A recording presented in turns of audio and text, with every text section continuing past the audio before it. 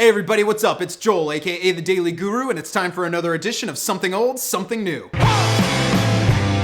Today for Something Old, we're going to one of the greatest records I've ever heard. It's one of my favorite of the last decade. I can't say enough about it. It's the self-titled release from Grinderman. Now I will get this out of the way up front. I flew across the world to see these guys live, and without question, it was one of the greatest shows I've ever seen in my life. So with that in mind, I'm about to tell you why you have to own this record. If you've never heard of Nick Cave, first off, something's wrong with you. Second off, you need to stop this right now, go all over the internet, get everything he's ever done because he's one of the greatest musicians in history, and Grinderman is one of his coolest projects. The similarities between Grinderman and his previous projects are very, very clear. There's a number of members of the Bad Seeds who are part of Grinderman, but the music is completely different. There's no question that when Grinderman's first album came out in 2007, it completely woke up the entire world and reminded them that real rock and roll was still around because this album just kicks your ass. In reality, the first Grinderman record has everything it takes to make an amazing rock album. The roaring guitars, the attitude, the lyrics, just the entire soul of this record is everything that makes rock and roll worth listening to. This record has so much energy that you can't help but get caught up on it. Even when I'm just talking about it, the songs are playing in my head, I'm getting the vibe. That's how good this album is. Grinderman is a return to that garage rock sound, but there's no pretension. They're just coming in to kick your ass with their music, and they deliver on every single song. Whether he's snarling or screaming, or he's giving some crazy facade of a beat poet,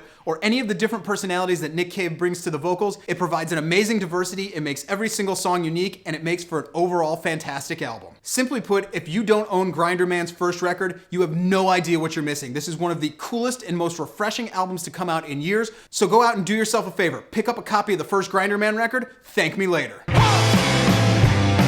Alright guys, today for something new, we have a record that came out earlier this year and it's quickly becoming one of my favorites. It's Rene Hell and his album, The Terminal Symphony. When they use the term terminal, it can be seen in a number of different ways. First off, this album has an amazing sense of movement to it. It has a very subway train feel, so obviously there's a connection to the word terminal there, but at the same time there's a very dark edge that runs throughout it, so you can interpret that word in a different way. But the second half of the title, Symphony, is not some silly name and it was used with absolute purpose. The orchestrations and how full these songs are absolutely fitting of such a name, and this is one of the coolest records I've heard in a very long time. Also, the actual construction of these songs have obvious movements in them. They flow together as a single piece, so you can understand where the classical influence comes from there as well. But even under this classical form, there's a very artsy, a very avant, a very modern feel to it, and this never sounds like anything you've heard before. Truth be told, the Terminal Symphony is one of the few records I've heard in a while that keeps getting better as it goes. Listening to the entire album is a very rewarding experience, and you just want to hear it again. Even when it's at its darkest and most moody, there's still this amazing excitement, this amazing sense of movement that runs throughout it, and it's one of the things that makes this album so great. At times, it really seems like it's nothing more than sonic chaos, but it's the way that Rene Hell is able to keep a very, very strict structure around this chaos